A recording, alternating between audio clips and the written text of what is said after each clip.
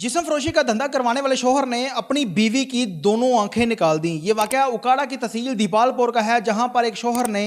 खंजर के वार से अपनी बीवी की दोनों आंखें निकाल दी। अब ये वाकया किस तरह से पेश आया है, आज की इस वीडियो में मुकम्मल तफसील आप लोगों के साथ शेयर करने जा रहा हूँ। अस्सलाम वालेकुम नाज़रीन, आप देख रहे हैं हमारा फेसबुक और यूट्यूब चैनल। मैं हूँ आपका मेज़बान उमर अली। नाज़रीन, उकाड़ा की तहसील दीपालपुर के अंदर एक शहादत अली नामी शख्स, जिसने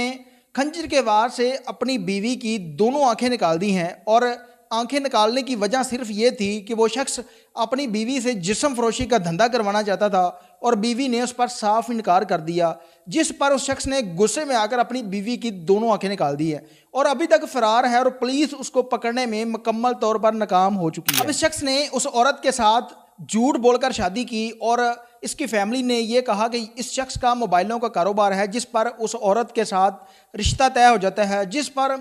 शादी के बाद औरत को पता चलता है कि इस शख्स का किसी किस्म का कोई कारोबार नहीं है,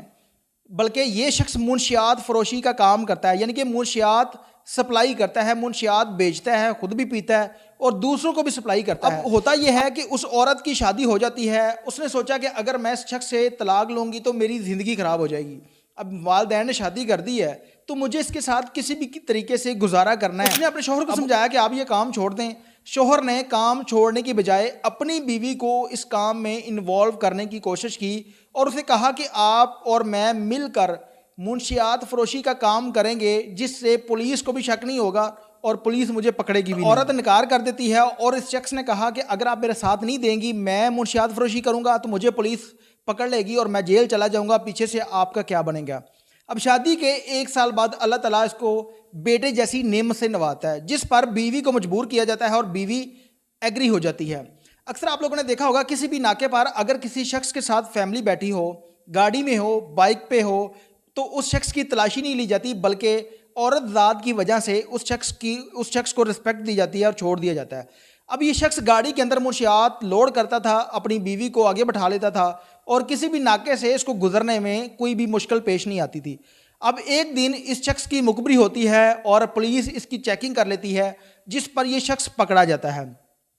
और पकड़ा जाने के बाद इस शख्स के ऊपर FIR होती है और ये शख्स जेल चला जाता है। अक्सर आप लोगों ने देखा होगा कि कोई भी शख्स 2 नंबरी से पैसा कमाने वाला शख्स, चाहे वो करोड़ों रुपए कमा ले, खरबों रुपए कमा ले, लेकिन हराम का पैसा उस शख्स के पास जल्दी नहीं, ज़्यादा देर तक नहीं टिकता।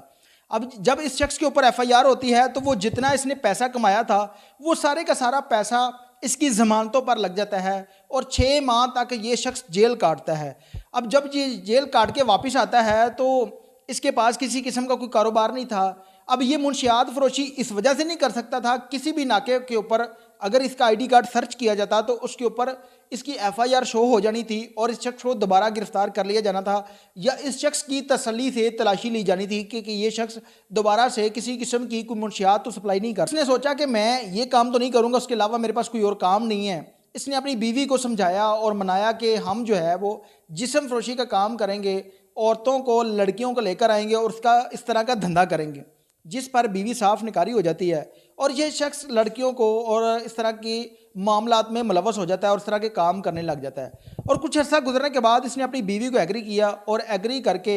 ये काम करवाना शुरू कर देता है और उसके बाद इन लोगों के यहाँ एक बच्ची की पैदाइश होती है, जो कि पैदाइशी मजूर थी, जिस पर वो औरत जो थी उसने सोचा कि अगर मैं ये गलत काम कर रही हूँ तो हो सकता है कि अल्लाह ताला ने मुझे इसकी सज़ा दी हो। जिस पर अगले ही दिन वो औरत जो थी उसने अपने शोहर को कहा कि मैं इस किस्म का कोई भी काम नहीं करूँगी, जिस पर शोहर ने उसके ऊपर तशद्दुद किया और घर से निकाल दिया। वो अपनी बीवी को घर से निकाल देता है तो वो औरत अपनी वालदा के घर चली जाती है और पीछे से ये शख्स अकेला इस तरह का धंधा करता रहा। लेकिन कुछ अर्सा गुजरने के बाद इसने अपनी बीवी को मनाने की कोशिश की, वहाँ पर जाता है और बीवी को जाकर कहता है कि आप घर वापस आ जाओ, हमारे 2 बच्चे हैं, इन बच्चों की ज़िंदगी तबाह हो जाएगी। जिस पर बीवी कहती है कि मैं इनको पाल लूँगी, बल्कि मैं आपके घर कभी वापस नहीं आऊँगी, लिहाजा मैं इस जगह पर ज़िंदगी गुजार कर इन बच्चों का पेट भी पालूँगी और ख़ुद भी गुजारा कर लूँगी। जिस पर यह शख्स गुस्से में आता है और खंजर निकाल कर अपनी बीवी के ऊपर वार करता है और उसकी दोनों आंखें नोच लेता है, जिस पर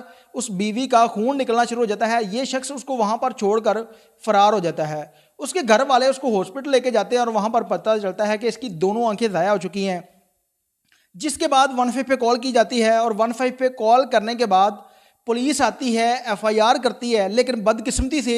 3 तारीख का ये वाक़या है और अभी तक पुलिस उस शख्स को नहीं पकड़ सकी, पकड़ने में मुकम्मल तौर पर नाकाम है। जिस पर पुलिस के लिए सवालिया निशान है कि अगर कोई शख्स इस तरह का जुर्म करता है तो पुलिस के पास बहुत सारे रास्ते हैं। अगर उस शख्स का नंबर बंद है तो CDR के ज़रिए उस शख्स को ट्रेसा जा सकता है। पाकिस्तान के अंदर क्राइम की शरह इस वजह से बढ़ती जा रही है कि जब कोई जुर्म करने वाले शख्स के ऊपर उस तरह उसको सज़ा नहीं दी जाती तो वो शख्स